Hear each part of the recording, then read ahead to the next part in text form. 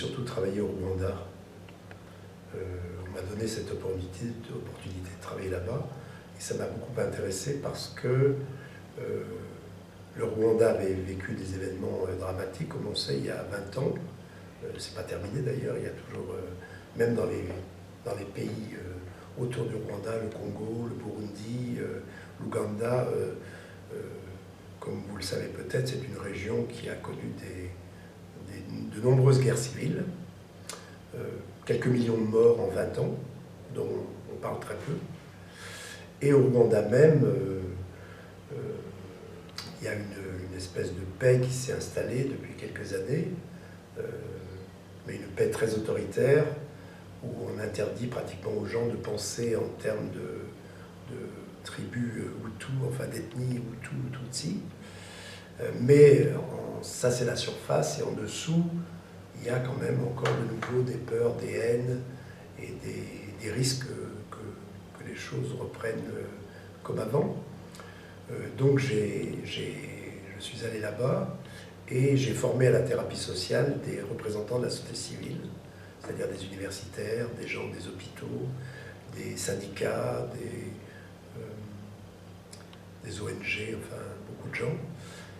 Et ça a été ma première expérience là-bas au Rwanda, qui m'a appris beaucoup de choses sur ce qui s'était passé évidemment, et puis où j'ai essayé de donner aux gens des outils pour vraiment mettre en acte la vie démocratique et la réconciliation. Et puis maintenant, je forme des gens qui vont à leur tour former dans les villages et créer des groupes de rencontres et de travail entre des gens qui sont sortis de prison parce qu'ils avaient ils avaient participé au génocide, et des rescapés dans des villages où ces gens-là sont obligés de vivre ensemble et où ils doivent même discuter de la restitution des biens, de l'indemnisation, et puis vraiment, oui, vraiment vivre ensemble. Et donc c'est très passionnant de voir comment les gens peuvent d'abord commencer à parler de ce qu'ils ont fait, de ce qu'ils ont vécu, de leurs responsabilités, retrouver les traces vraiment en eux-mêmes de tout ce qui s'est passé, et puis arriver à retrouver justement le chemin de la réconciliation. C'est un peu comme quand on travaille en thérapie sociale, on ne fait pas en sorte que les gens puissent parler de choses difficiles tant qu'il n'y a pas création d'une confiance entre eux. Donc on fait en sorte que les gens puissent parler de leurs inquiétudes, de leurs peurs, de leurs angoisses, et découvrent en fait qu'ils ont ça en commun, qu'ils ont des émotions en commun, et c'est à partir de ce sentiment de communauté qu'ils peuvent aborder les questions difficiles, ce qui s'est passé, ce qui a été fait, etc. Et qu'il y a un pardon à ce moment-là qui est possible. J'avais été très frappé d'une expérience que j'avais eue en Palestine et en Israël, où j'avais réuni des groupes palestiniens, des groupes israéliens, qui étaient très antagonistes, où les Palestiniens accusaient les Israéliens et leur disaient « mais vous êtes tous des tueurs, vous êtes des killers ». Et il y a eu un moment décisif quand, je le raconte parce que c'est très significatif, un moment quand un Palestinien a dit à ces Israéliens pour moi maintenant vous êtes toujours des adversaires, des gens que je dois combattre, mais vous êtes des êtres humains. Créer un rapprochement, une fraternité qui permet après de parler des problèmes concrets qui les opposent. Et si vous voulez, c'est ça la thérapie sociale, c'est vraiment, partout où je l'ai pratiqué, c'est comment on peut arriver à des conflits, parce que les conflits font partie de la vie, les conflits sont nécessaires, on n'a pas tous le même pouvoir, les mêmes objectifs, la même histoire, donc les conflits font partie de la vie, surtout dans une époque comme la nôtre, qui est une époque de désordre, où les choses ne coulent pas de source. Mais ces conflits sont, je dirais, faussés, gâtés par la violence, par la vision diabolisée des autres, la vision oui, une vision fausse qui fait de l'autre, encore une fois, un inférieur, un démon. Un homme qui raconte que quand il était enfant, il avait 12 ans je crois, on lui a demandé de tuer des enfants plus petits avec un sabre. Il a pris un sabre et il a coupé les têtes des enfants. Et il raconte ça à tout le monde et il explique. Il explique ce qui s'est passé, la peur qu'il avait, pourquoi il a obéi aux adultes. Et à ce moment-là, il y a une compréhension qui naît, c'est-à-dire il n'est plus vu comme le monstre qui a été en prison parce qu'il a commis des actes horribles, il est vu comme soi-même. Les gens se disent, mais peut-être que si j'avais été à sa place, peut-être que moi aussi j'aurais fait la même chose. Et donc ça crée une espèce de compréhension où les gens ne se voient plus comme victimes et bourreaux, mais se voient comme unis dans une histoire commune, une histoire de souffrance, une histoire de malentendus, où chacun aurait pu être à la place de l'autre. Les bourreaux auraient pu être victimes, les victimes auraient pu être bourreaux. Et ça permet justement de créer des liens, puis ensuite de parler des problèmes, c'est-à-dire dire les indemnisations, comment elles vont se passer, s'il n'y a pas d'argent, des journées de travail, etc. On parle des vrais problèmes, ou comment on va même créer ensemble une coopérative, parce qu'on est dans un village, et pour que le village se développe, il faut créer une coopérative avec des machines, avec des choses comme ça, des outils en commun. Et donc on peut parler de ça, on peut en discuter. On n'est pas tout puissant quand on fait ce travail à changer soi-même le monde. On peut pas. D'abord, on ne change pas les gens, on ne change pas les autres. On peut simplement créer les conditions pour qu'il y ait des changements et après les gens sont libres de mettre en place les changements dont ils ont besoin.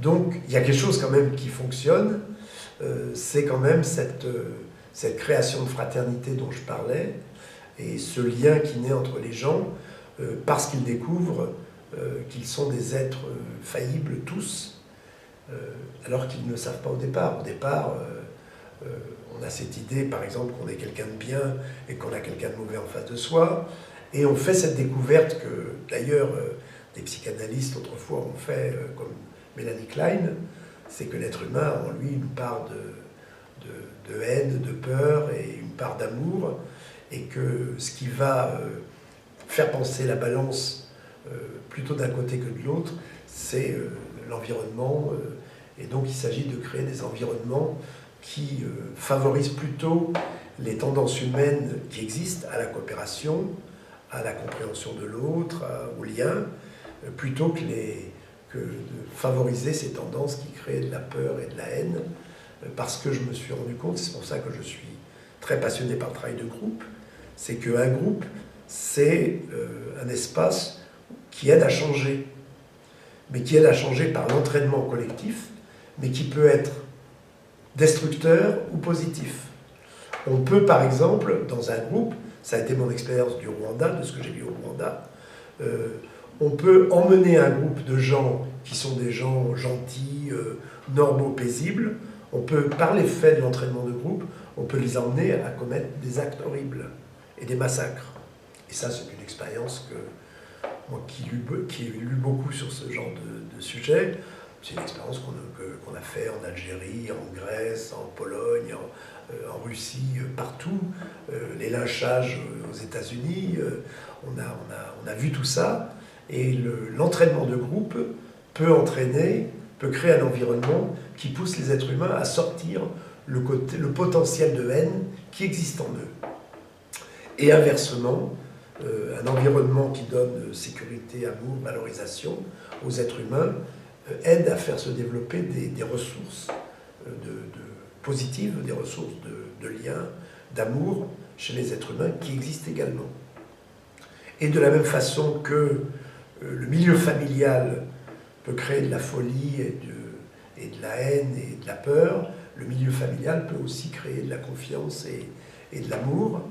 Et on voit bien qu'il y a des différences entre les éducations que les êtres humains ont reçues.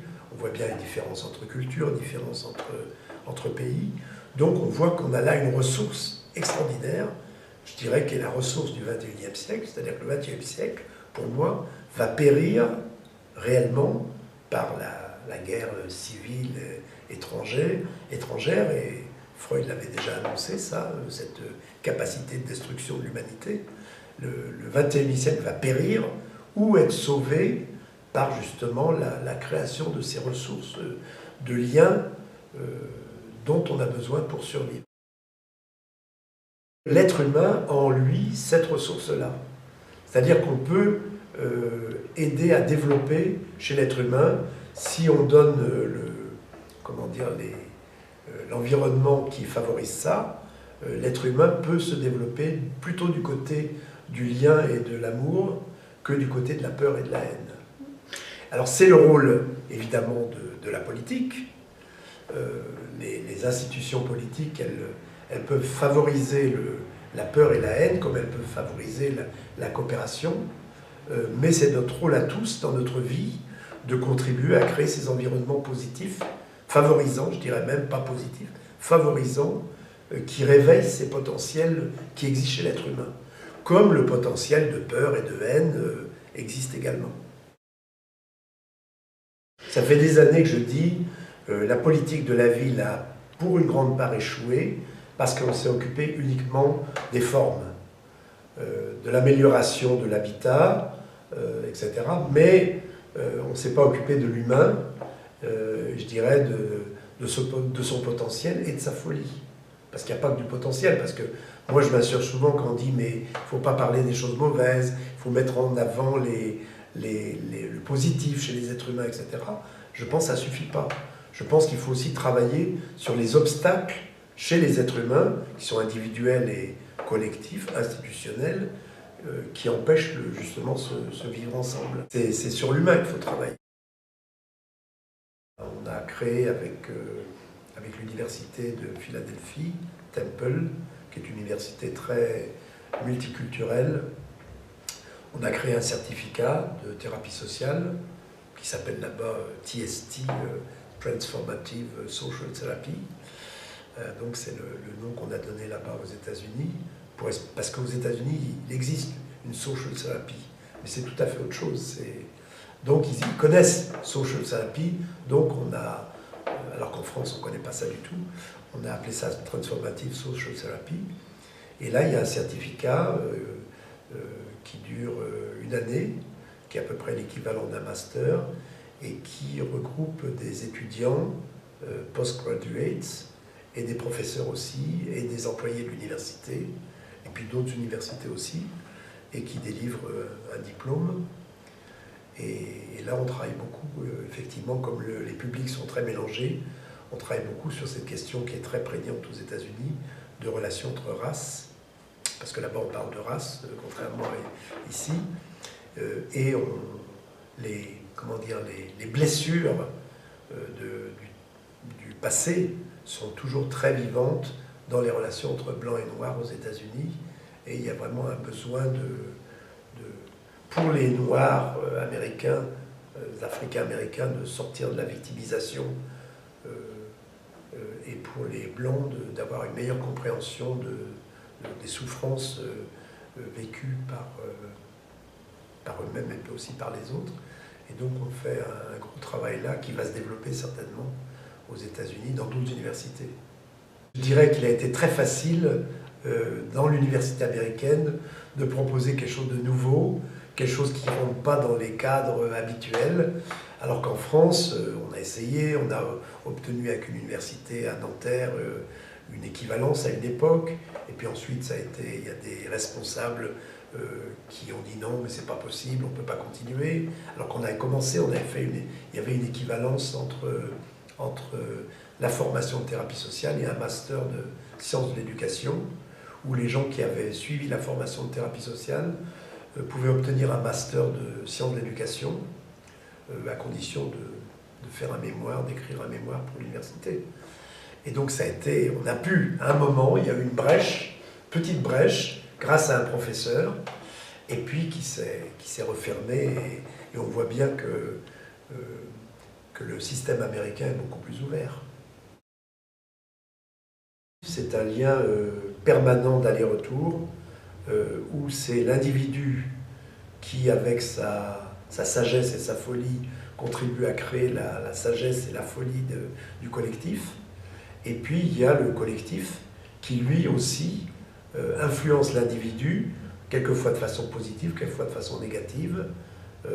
Quelquefois le collectif a une influence très pathogène sur les individus, les rend fous, leur enlève la confiance en eux, comme par exemple le système scolaire qui donne à la fois à certains du savoir, de l'intelligence, de la créativité, puis à d'autres les élimine ou les exclut, ou leur donne un sentiment qu'ils n'ont pas de valeur. Et donc il y a pour moi un aller-retour permanent, et on ne peut pas se contenter pour moi de travailler uniquement sur les structures, sur les institutions, et les changer, pour les rendre par exemple plus justes et plus égalitaires. Et on ne peut pas travailler non plus uniquement avec les individus, avec l'espoir que si les individus changent, le monde va changer. Je pense que ce sont deux erreurs qui ont été commises au XXe siècle. La première erreur, ça a été le communisme. La deuxième, ça a été tous les mouvements de développement personnel, où à chaque fois, on a oublié l'interaction entre le collectif et l'individuel. Et je pense que dans ce qu'on essaye d'imaginer, il faut toujours penser qu'il y a une interaction et qu'il faut changer les structures, changer l'individu, il faut que l'individu change, mais que l'un ne va pas sans l'autre.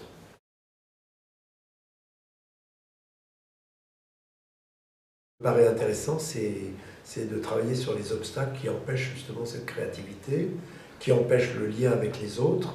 Il y a un certain nombre d'obstacles qui sont des obstacles individuels, mais qui sont aussi des obstacles institutionnels. Donc si on veut changer les choses, à mon avis, il faut travailler sur les obstacles.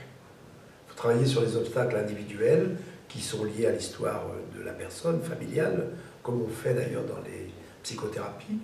Mais le tort des psychothérapies, c'est de ne pas prendre en compte justement le collectif et le fait que l'individu dépend aussi du collectif et qu'il faut travailler à créer des collectifs qui soient des collectifs qui favorisent davantage l'épanouissement de l'individu.